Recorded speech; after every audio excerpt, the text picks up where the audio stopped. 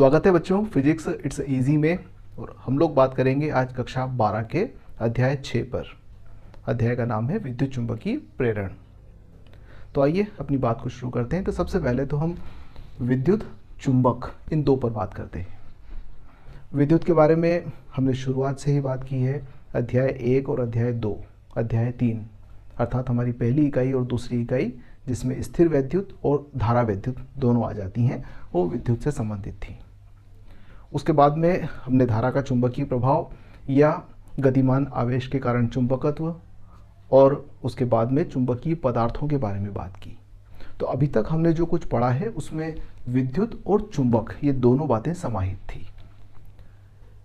ऐसा लगता है कि विद्युत अलग है क्योंकि जब हम विद्युत की बात करते हैं तो आवेश की बात होती है, और चुंबक की बात करते हैं तो एक हमारा सामान्य अनुभव कहता है कि चुंबक होता है वो लोहे को अपनी ओर आकर्षित करता है, या किसी अन्य चुंबक को यदि हम उसके पास लेकर आएंगे तो आकर्षण या प्रतिकर्षण हो सकता है।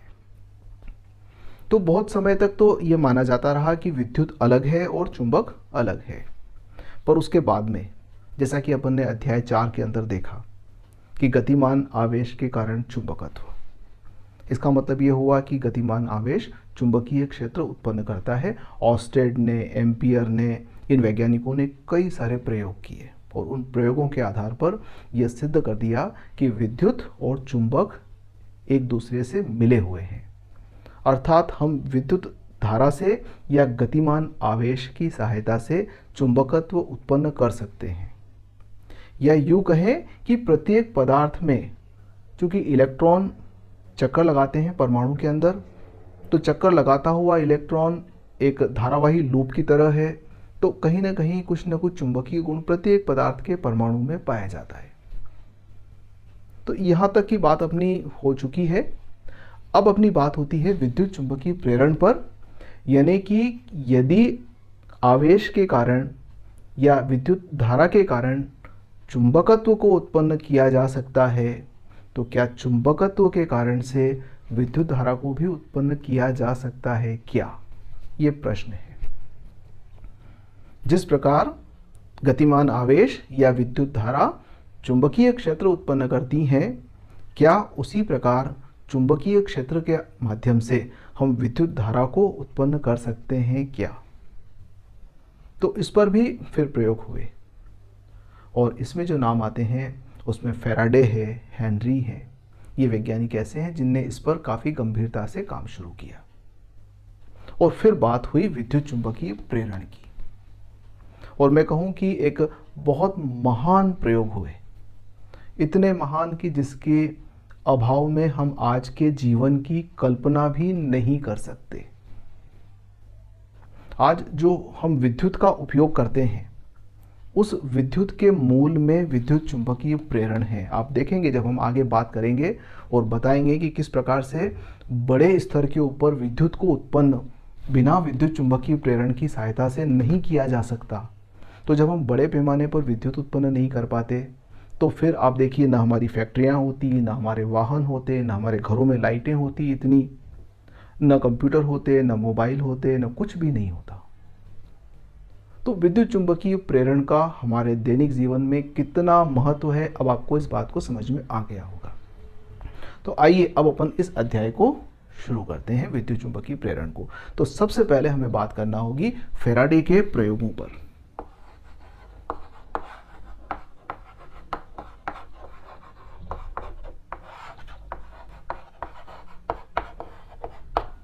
फैराडे ने क्या प्रयोग किया?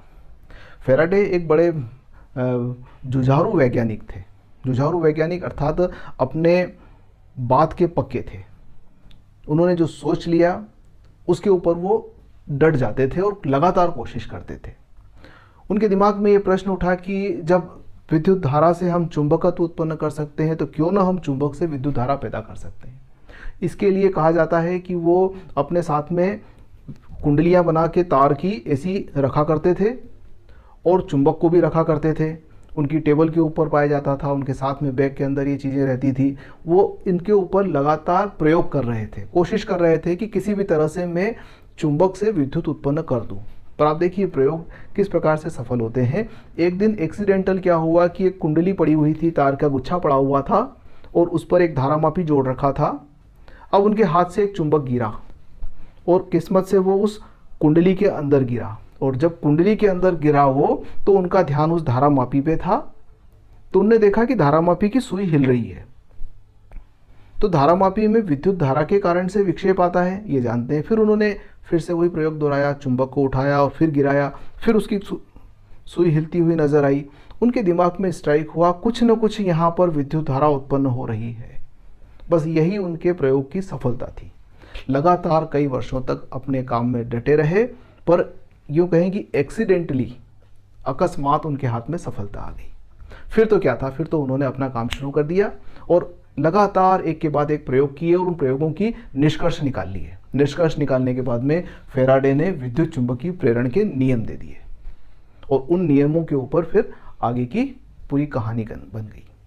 तो आइए अपन देखते हैं कि उनके प्रयोग क्या थे।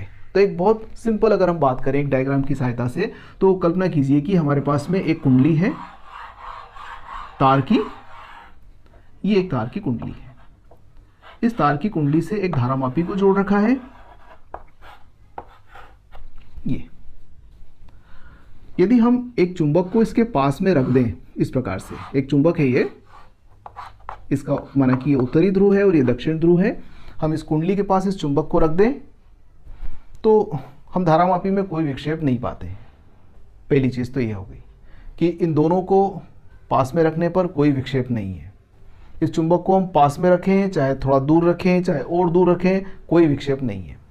तो कुल मिलाकर ये है कि इसमें कोई विक्षेप उत्पन्न नहीं होता है जब चुंबक और कुंडली को साथ साथ रखा जाता है। पहली चीज़ तो ये हो गई, ठीक। फिर उन्होंने ये महसूस किया कि जब हम चुंबक को कुंडली की ओर लेकर आते हैं, ध्यान दीजिएगा, जब चुंबक के किसी ध्रुव को, सपोज कल्पना करो कि हम उत्तरी ध्रुव को कुंडली के पास में लेकर आ रहे हैं, तो जब उत्तरी ध्रुव कुंडली के पास आता है तो जितनी देर चुंबक गति करता है उतने समय के लिए इसकी सुई में विक्षेप आता है। हम एक काम करते हैं, इस जी को तो बाहर लिख देते हैं और इसकी सुई बना देते हैं अंदर। तो सामान्यतः धारामापी की सुई बीच में होती है और जैसे ही चुंबक गति करना शुरू करता है ये सुई विक्षेपित हो जाती है, इस प्रकार से एक तरफ झूल जाती है। फिर जब चुंबक रुक जाता है तो सुई वापस शून्य पे आ जाती है। अब देखिएगा, जब इस चुंबक को पास में ला रहे हैं तो सुई माना कि ऐसे विक्षेपित हुई। अब क्या है कि हम इस चुंबक को दूर ले जाते हैं, तो उत्तर ध्रुव को पास में लाए, सुई ऐसे विक्षेपित हुई। जब उत्तर ध्रुव को दूर ले जा रहे हैं तो सुई में विक्षेप की दिशा बदल गई। फिर जब पास में लाएंगे तो वही पुरानी दिशा, मतलब विक्षेप ऐसे, और दूर ले जाएंगे तो ऐसे।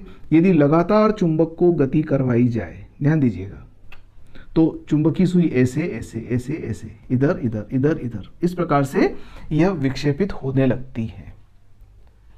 और एक दिशा में विक्षेप ये बताता है कि धारा एक दिशा में बह रही है, दूसरी दिशा में विक्षेप बताता है कि धारा की दिशा दूसरी हो गई है।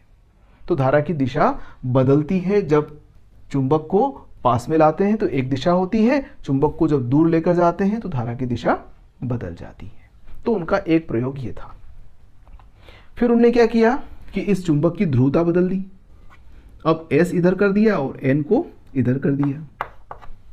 तो देखिए, जब N यहाँ था और हम पास में लेकर आ रहे थे तो मैंने कहा था कि इधर विक्षेप आया है। अब यदि हम S को पास में लेकर आ रहे हैं तो विक्षेप विपरीत दिशा में आएगा, और जब S को दूर लेकर जाएंगे तो विक्षेप की दिशा पलट जाएगी। अर्थात N को पास में लाने पर जिस दिशा में धारा उत्पन्न होती है, दक्षिण ध्रुव को पास में लाने पर ठीक उसके विपरीत दिशा में धारा उत्पन्न होती है। ये उन्होंने निष्कर्ष निकाला कि चुंबक का चाहे उत्तरी ध्रुव पास में लाओ तो धारा उत्पन्न होगी, उत्तरी ध्रुव को दूर ले जाओगे तब धारा उत्पन्न होगी, दक्षिण ध्रुव को पास में लाओगे तब भी धारा उत्पन्न होगी, दक्षिण ध्रुव को दूर ले जाएंगे तब भी धारा उत्पन्न होगी। जब चुंबक को स्थिर रखोगे तब कोई धारा उत्पन्न नहीं होगी। फिर उन्होंने क्या किया, इस चुंबक को तेजी से पास और दूर ले गए, गति को बढ़ाकर देखा। तो जब ज़्यादा तेजी से पास और दूर लेकर आते हैं तो विक्षेप का मान भी बढ़ता है। पहले थोड़ा थोड़ा हिल रहा था कांटा, अब ज़्यादा हो गया। इसका मतलब अगर हम इसको तेजी से गति करवाएंगे तो अधिक धारा पैदा होगी। ये उन्होंने अपने प्रयोगों के माध्यम से छोटे छोटे से निष्कर्ष निकालना शुरू किए। तो पहला तो उनका ये प्रयोग था कि उसमें उन्होंने चुंबक और कुंडली ली और उनके बीच में आपेक्षिक गति करवाई। ध्यान दीजिएगा, मैं जो शब्द प्रयोग कर रहा हूँ आपेक्षिक गति। यदि दोनों स्थिर हैं, कोई विद्युत धारा प्रेरित नहीं हो रही, जब चुंबक गति कर रहा है तो प्रेरित धारा उत्पन्न हो रही है। फिर उन्होंने क्या किया कि इस चुंबक को कर दिया स्थिर, इस चुंबक को स्थिर कर दिया और इस कुंडली को गति करवाई। तो जब कुंडली को गति करवाते हैं तब भी इसमें धारा उत्पन्न होती है, अर्थात चुंबक गति करे या कुंडली गति करे, दोनों स्थितियों के अंदर इसमें प्रेरित धारा उत्पन्न होगी। ये विद्युत चुंबकीय प्रेरण है उनका। ये दूसरा प्रयोग था। पहले प्रयोग के अंदर चुंबक गति करता था, दूसरे प्रयोग के अंदर उन्होंने कुंडली के साथ यही काम किया और कुंडली को जब गति करवाई तब भी उन्होंने पाया कि धारा उत्पन्न होती है, वही दो दिशाओं में उत्पन्न होती है। दक्षिण पास में रखेंगे तो एक दिशा होगी, उत्तर पास में रखेंगे तो दूसरी दिशा होगी। कुंडली पास में आएगी तो एक दिशा होगी, कुंडली दूर जाएगी तो दिशा परिवर्तित हो जाएगी, बदल जाएंगी। तीसरा फिर उन्होंने क्या किया कि दो कुंडलियां ले ली। ये एक कुंडली है, इस कुंडली से धारामापी को जोड़ दिया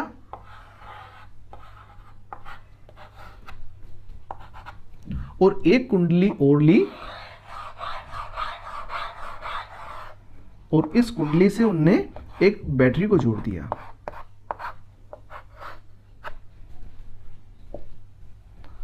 अब आप देखिए कि दोनों कुंडलियां स्थिर हैं, एक में धारामापी जुड़ा है, एक में सेल जुड़ा हुआ है। कुंजी लगाई। अब जब धारा नहीं बहती है तो इस धारामापी में विक्षेप शून्य है और जब धारा बहती है तब भी इस धारामापी में विक्षेप शून्य है। ध्यान दीजिएगा, चाहे इस कुंडली में धारा बहे तब भी विक्षेप शून्य है, धारा नहीं बहे तब भी विक्षेप शून्य है। परंतु उनने ये पाया कि जब हम कुंजी को लगाते हैं और धारा बहना शुरू होती है तो जब कुंजी बाहर थी परिपथ टूटा हुआ था, जब कुंजी को लगाएंगे तो धारा का मान बढ़ना शुरू होगा, फिर अधिकतम धारा बहने लग जाएगी। यह क्षणिक काम है, ध्यान दीजिएगा, ये लगातार ऐसा नहीं कि बहुत लंबे समय तक चलेगा। जैसे ही कुंजी लगाई वैसे ही धारा का मान शून्य से अधिकतम, और जब कुंजी को बाहर निकालोगे तो धारा का मान अधिकतम से शून्य होगा। तो कहने का मतलब ये हुआ कि जब इस कुंडली में धारा के मान में परिवर्तन होता है तो इसमें विक्षेप आता है। अब आप देखिए, मैं पहले कह रहा था कि यहां आपेक्षिक गति हो रही है दोनों के बीच, कुंडली और चुंबक के बीच, चाहे कुंडली गति करे चाहे चुंबक गति करे, प्रेरित धारा उत्पन्न हो रही है। अब यहां गति तो कुछ भी नहीं हो रही भाई, दोनों स्थिर हैं। परंतु यदि इस कुंडली में बहने वाली धारा का मान बदलता है तो विक्षेप उत्पन्न होता है। अधिक धारा बहेगी तब विक्षेप उत्पन्न नहीं होगा, कम धारा बहेगी तब भी नहीं होगा, शून्य धारा होगी तब भी नहीं होगा। पर जब धारा का मान बदलेगा उस स्थिति में इसमें विक्षेप उत्पन्न होगा, अर्थात प्रेरित धारा उत्पन्न होगी। कब? जब इस कुंडली में धारा के मान में परिवर्तन होगा। तो ये उनका एक प्रयोग था। तो इस प्रयोग के द्वारा भी उन्होंने ये देखा कि किस प्रकार से प्रेरित धारा को उत्पन्न किया जा सकता है। फिर उन्होंने क्या किया कि इस कुंडली को लगा के रखा और इसमें धारा बह रही है, ठीक है साहब। फिर इस कुंडली को गति करवाई। तो जब ये कुंडली गति करती है तो प्रेरित विद्युत धारा उत्पन्न होती है। ये तो हम जानते हैं कि जब किसी कुंडली में विद्युत धारा प्रवाहित करते हैं तो चुंबकत्व उत्पन्न होता है और ये काम चुंबक की तरह करने लगती हैं। तो जब चुंबक की तरह व्यवहार करेगी तो इसमें प्रेरित धारा उत्पन्न हो जाएगी। तो इसकी गति से भी यहाँ पर प्रेरित धारा उत्पन्न हो जाती है। मतलब मैं आपको बता रहा हूँ कि कितने प्रकार से प्रेरित धाराएं उत्पन्न हो सकती हैं। ठीक, एक प्रयोग पर हमें और बात करना चाहिए। वो प्रयोग इस प्रकार से था कि माना कि ये एक कुंडली है,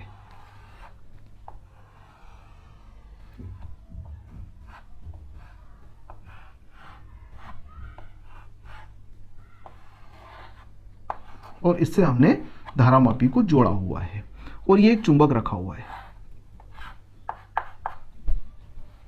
यदि इस कुंडली को हम इस अक्ष के परितः घुमाएं, ये अक्ष है, और इस अक्ष के परितः उसको गोल गोल घुमाएं। जैसे कि माना कि एक चुंबक रखा हुआ है और ये कुंडली है। अब यदि मैं इसको ऐसे घुमाऊंगा गोल गोल, तो देखिएगा कि अभी ये इसका ये तल चुंबक के सामने है। अब इस स्थिति में जब ये घूम जाएगी तो इसका तल इधर हो गया और चुंबक से कोई तल नहीं संबंधित है। फिर जब ऐसे होगा तो फिर तल सामने आ गया, और फिर जब ऐसे हो जाएगा तो फिर वापस तल शून्य हो जाएगा, सामने का तल। तो यदि हम इस कुंडली को इस अक्ष के परितः गोल गोल घुमाते हैं, चुंबक को स्थिर रखकर घूर्णन गति करते हैं इस अक्ष के परितः, तब भी हम पाते हैं कि इस धारामापी में विक्षेप आता है। तो ये विभिन्न प्रयोग फैराडे के द्वारा किए गए और उन्होंने ये बताया कि इन स्थितियों के अंदर प्रेरित धाराएं उत्पन्न होती है। अब इसके जो निष्कर्ष थे वो निष्कर्ष फैराडे के विद्युत चुंबकीय प्रेरण के रूप में सामने आए। तो अगले वीडियो में हम बात करेंगे कि फैराडे के विद्युत चुंबकीय प्रेरण के नियम क्या हैं। तो उन नियमों के माध्यम से हम आगे की बात पढ़ेंगे। तो आज इस वीडियो के अंदर हम यही बात करते हैं कि फैराडे के प्रयोग क्या थे। अब इन प्रयोगों के निष्कर्ष पर हमारी अगले वीडियो में बात होगी। धन्यवाद।